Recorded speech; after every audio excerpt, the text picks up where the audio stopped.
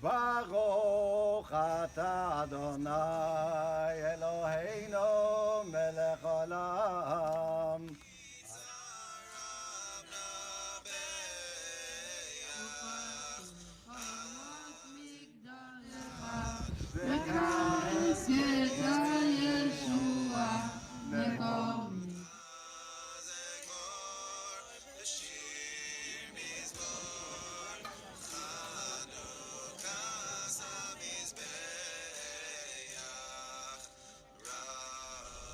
De laatste video van 2019 staat in het teken van licht.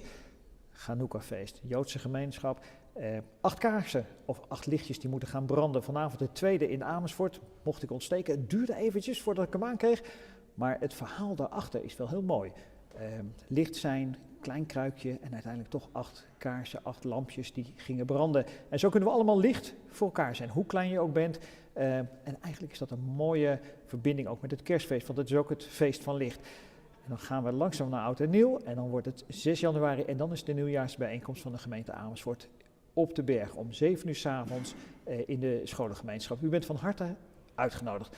Maar voor dit moment, hele mooie feestdagen, mooi Chanukka-feest en een goed uiteinde en een mooi begin.